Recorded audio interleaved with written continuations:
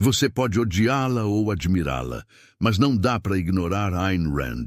A mulher que defendeu o egoísmo como virtude, desafiou governos, religiões, intelectuais e até hoje causa arrepios só de ser citada. Com o nome de registro Alisa Rosenbaum, nasceu em São Petersburgo, na Rússia, em 1905.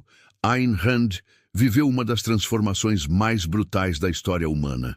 Quando ela tinha apenas 12 anos, a Revolução Russa de 1917 virou sua vida de cabeça para baixo. Sua família, que tinha uma farmácia próspera, perdeu tudo.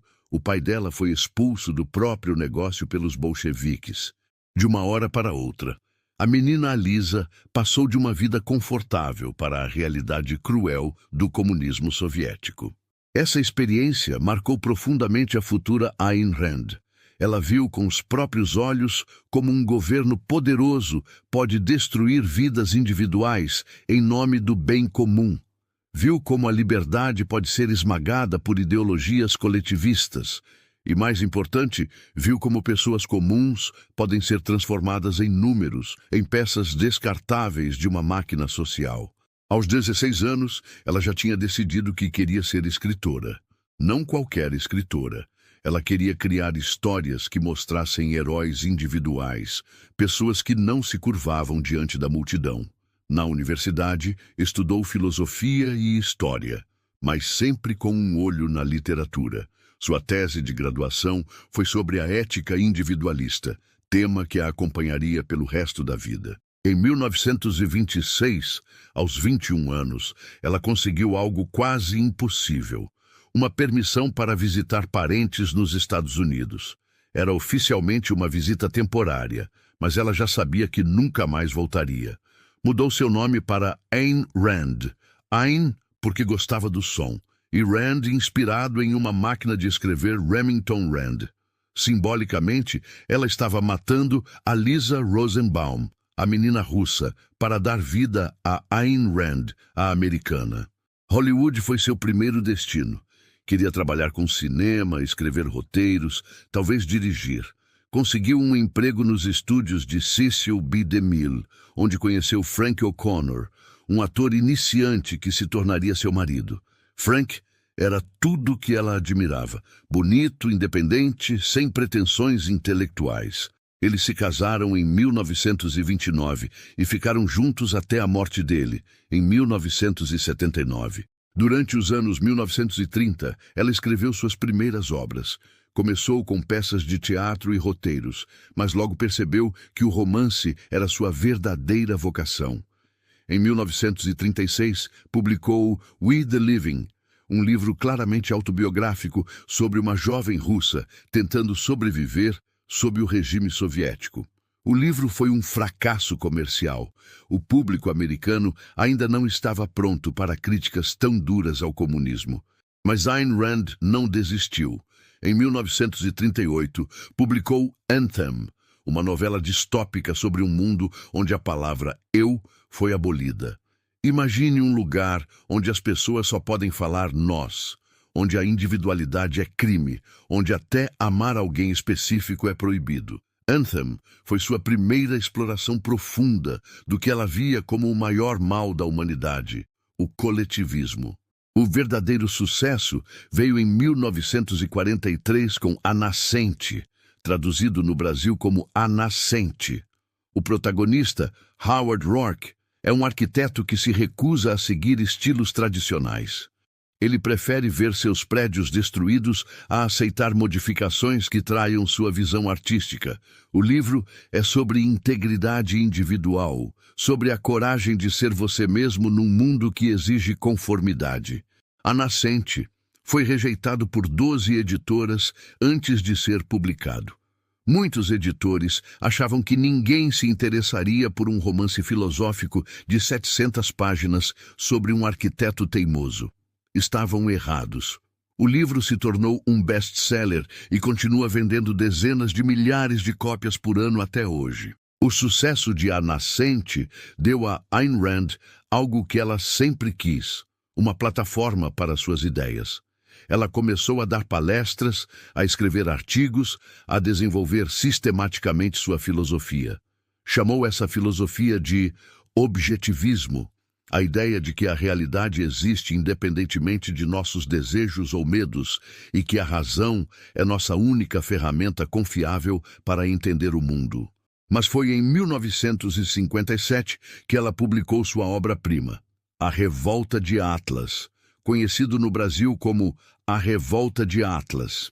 Este livro de mais de 1000 páginas conta a história de Dagny Taggart, uma executiva ferroviária que luta para manter sua empresa funcionando enquanto a sociedade ao redor desmorona.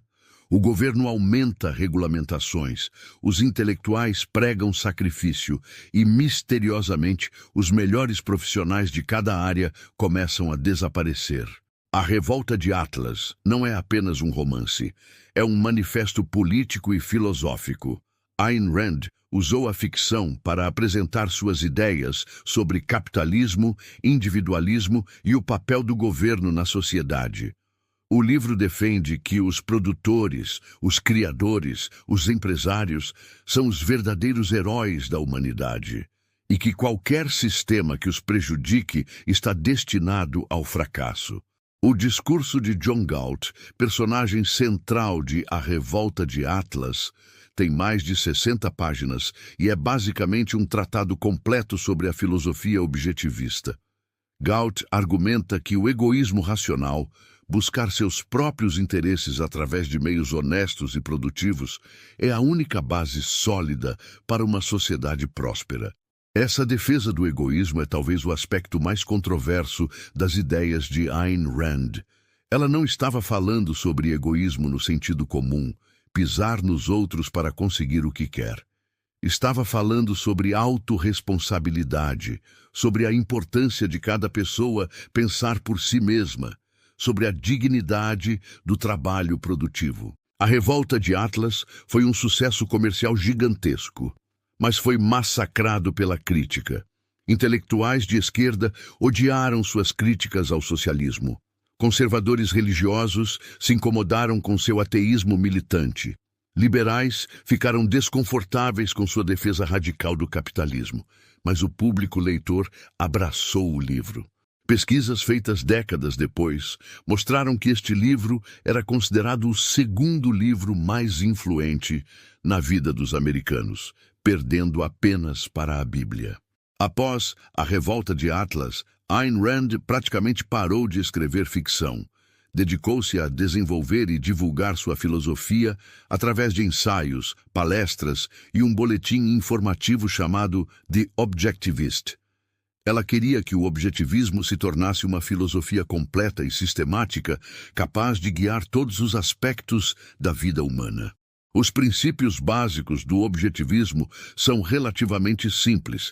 Primeiro, a realidade existe independentemente de nossos sentimentos sobre ela. Segundo, nossa mente é capaz de conhecer essa realidade através da razão.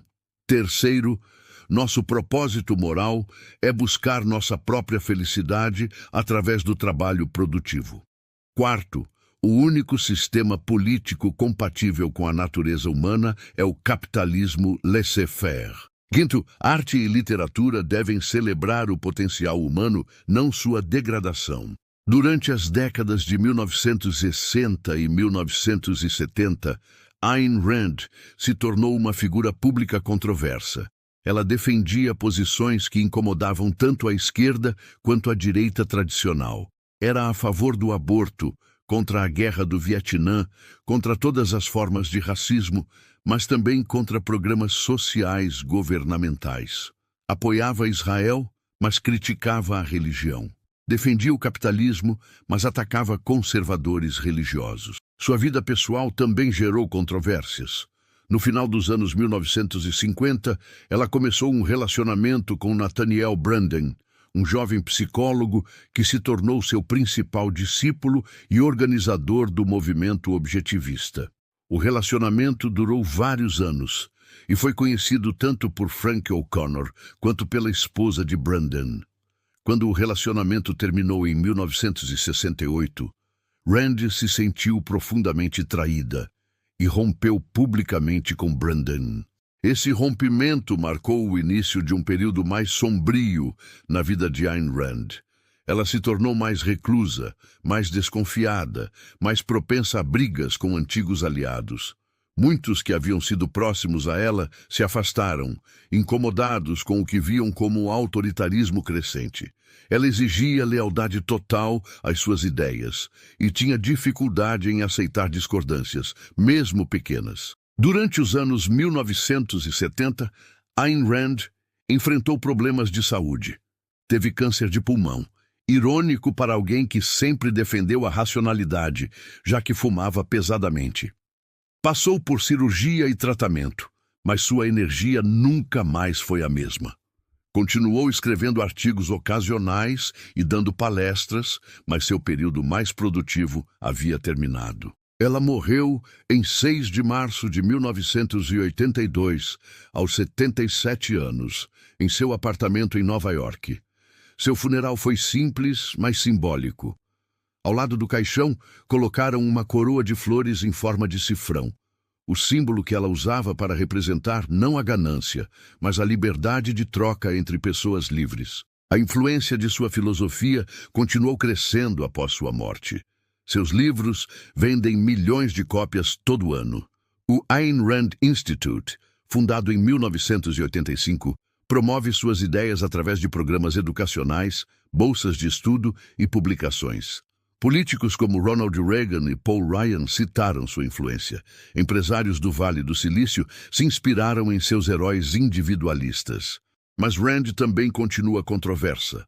Críticos argumentam que suas ideias são simplistas, que ignoram as complexidades da vida real, que podem levar ao que eles chamam de capitalismo selvagem.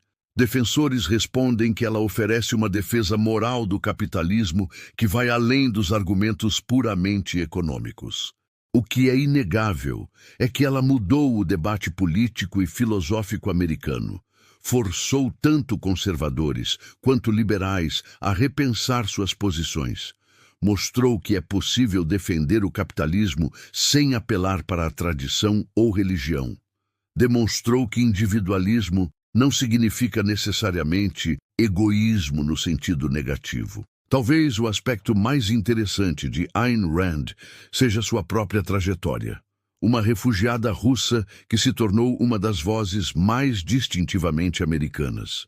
Uma mulher que defendeu o individualismo numa época em que poucas mulheres tinham plataformas públicas. Uma ateia que influenciou profundamente o movimento conservador americano, tradicionalmente religioso. Suas ideias continuam relevantes porque tocam em questões fundamentais. Qual é o papel do governo na sociedade? Como equilibrar direitos individuais com necessidades coletivas? O que significa viver uma vida moral? Como definir progresso e sucesso? Ayn Rand não ofereceu respostas fáceis para essas perguntas. Suas respostas eram radicais, consistentes e desconfortáveis para muitos. Ela acreditava que a maioria das pessoas está disposta a sacrificar liberdade por segurança, princípios por popularidade, verdade por conforto. Sua missão era acordar as pessoas para essas trocas perigosas. Você pode discordar dela. Muitos discordam. Pode achar suas ideias extremas, suas conclusões questionáveis, seus personagens irreais, mas não pode negar que ela forçou gerações inteiras a pensar mais profundamente sobre liberdade, responsabilidade e natureza humana. Hoje, décadas após sua morte, Rand continua provocando reações intensas. Seus livros são banidos em alguns países e celebrados em outros. Estudantes universitários descobrem a nascente e se sentem inspirados a resistir à pressão dos colegas. Empresários leem A Revolta de Atlas e encontram justificativa moral para seus empreendimentos. Talvez seja exatamente isso que Rand queria.